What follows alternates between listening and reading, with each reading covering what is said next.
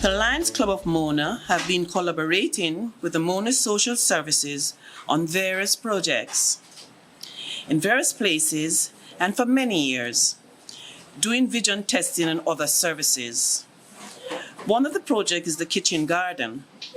We have worked and established various kitchen gardens in Augustown, and we're looking forward to identify other places to establish kitchen gardens. We chose the Hope Valley Experimental School because it is one that integrates alternative abilities students with able-bodied students. Obviously, we have a menu from the Ministry of Education which stipulates or compels us actually to serve vegetables with their meals. So with a kitchen garden, it enhances their meals. Kitchen garden in this sense is very important to Lions Club International in general.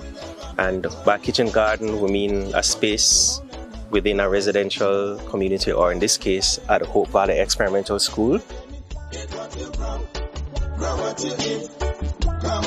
what we'll be using to construct our kitchen garden involves the use of wooden posts and fencing material, specifically called hog wire, and those have spacings of at least 4.5–5 inches in diameter, as well as plyboard and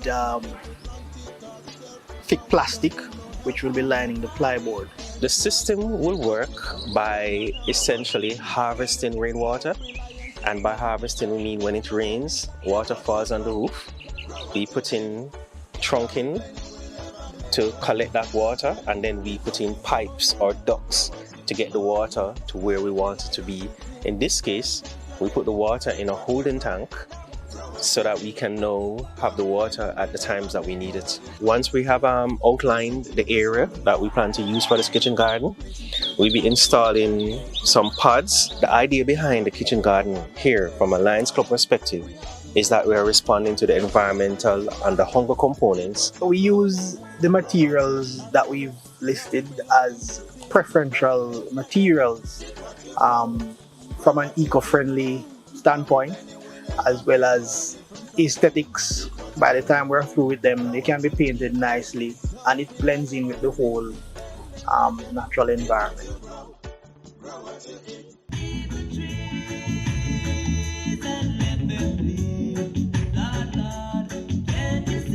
Things that will be used are basically cost-effective, easily accessible, and will construct you a very decent kitchen garden, from fence all the way down to planter boxes.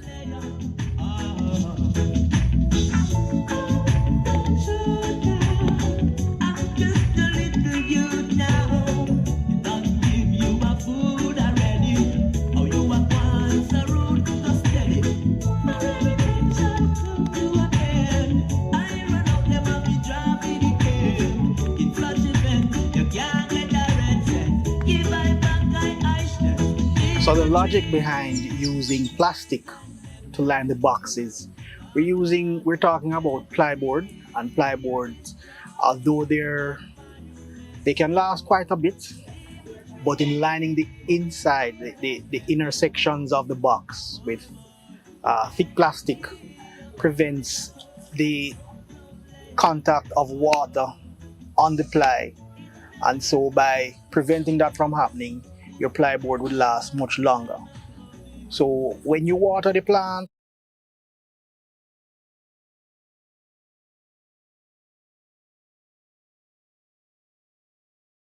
but those pods will essentially allow us to, at an elevated from the ground, and it will also make it easier for the children at the school here at the Hope Valley Experimental School to interact.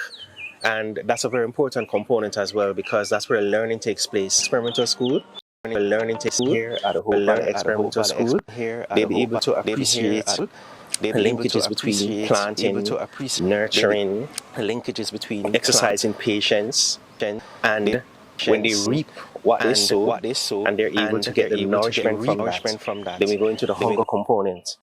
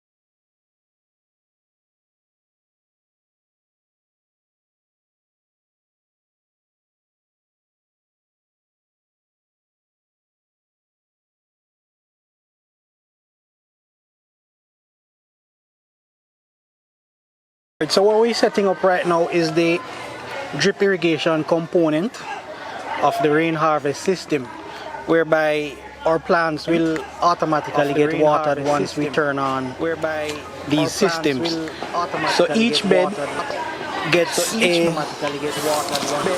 individual hose for itself, and each hose has a distance of 12 inches apart, where water will be emitted from each 12-inch nodule. And it is hoped that plants will be planted at each of these intervals and will all benefit from the water supply that is being given. So each bed will have one for itself, and each main line will supply that. We're at the trial phase. We're doing connections now, and we're going to do a quick flush of the system before we finish the tightening up and the connections. And we're going to do a system before we finish the tightening up and the connections. So each bed will have one before we finish the tightening up and the connections. So each bed will have one before we finish the tightening up and the connections. So what we have here is the rainfall component, the rain harvesting component of the drip irrigation system. And water leaves the roofing and enters the rain harvesting component, the piping system, where the irrigation is channeled and water to a 650 gallon rain harvesting component of and from that tank drip irrigation we have the water supplying each of the planter boxes. The rain harvesting component of needed in minute quantities but consistent amounts. And so each plant should benefit, and that should eliminate any wastage at all, because we're dealing with rainwater. Rain doesn't necessarily fall every day. The rain harvesting component of the that's a plus for the drip irrigation, the kitchen garden itself. The rain harvest.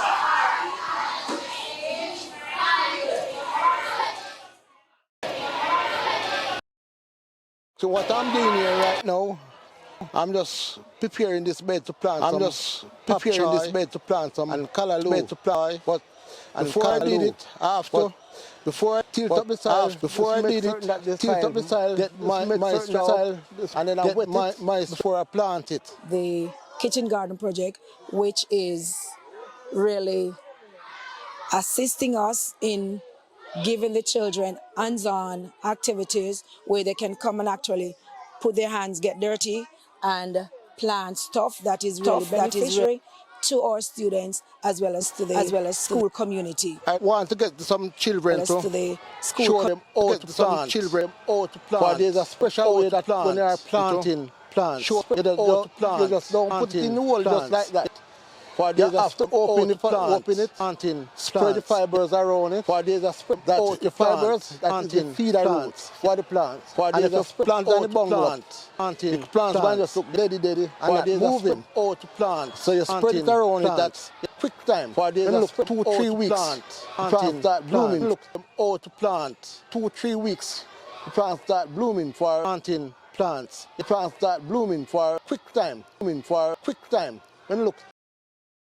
Quick time when look. Quick time when look. This also would implement or will be included into our curriculum as we teach children about foods that are beneficial to their bodies, how they are grown, and also what it's needed or what's needed for them, for plants to grow and stuff like that. We are looking at children here, ages like that, 3 to 6 years old, grade 1, yes. And we also want to have the other children and stuff like that, or the 4-H community, where they would be learning more on plants and how learning to get those plants going. To get those plants going.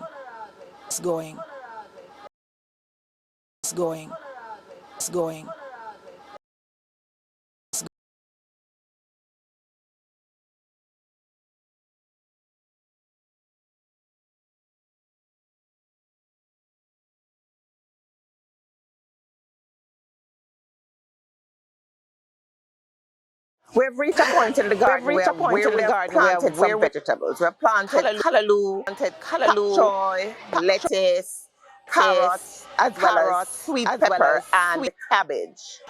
Now, after this, we will be reaping the vegetables along with the students and guided by the caretaker or the gardener of the project. So very soon after that, this produce that is reaped will go to the kitchen, and from the kitchen to the lunches, and from the lunches to the stomach of the children.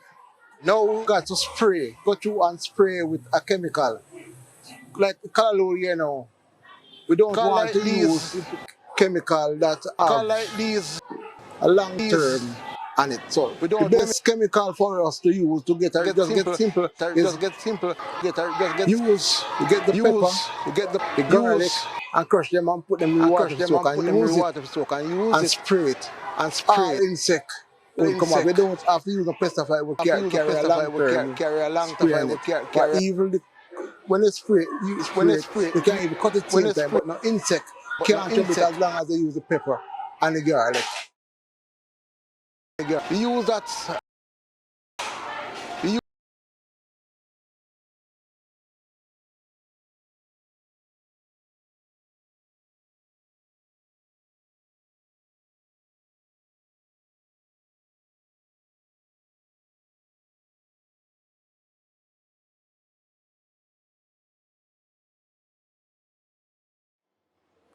The kitchen garden benefits the school in a number of ways.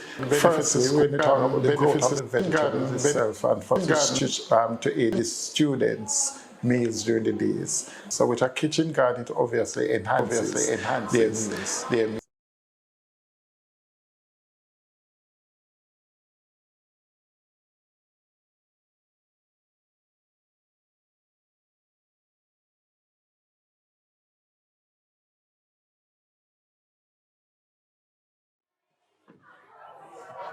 So we are here at your little kitchen garden, and the kitchen garden was set up so that you are able to learn about vegetables, the food you eat, and also actually to plant them yourselves. And by planting them yourselves, you will get an appreciation for vegetables. How many persons here eat them? They study much more in depth in terms of vegetation and growth and photosynthesis, green plants and things like that. So I'm extremely happy to have the vegetable garden here, number one, to aid in the nutritional supplement for the students' meal, and to also from the curriculum perspective to let them understand firsthand how vegetation impacts their studies in a very practical way. Vegetation impacts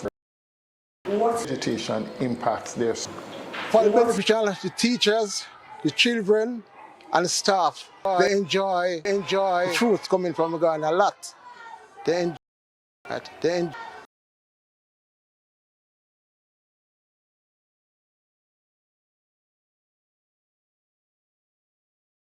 We have harnessed natural resources, being the rainwater, channel it from the roof, taking it across, the piping into the tank, and from there we're now able to irrigate this lush vegetable garden. And from there we're now able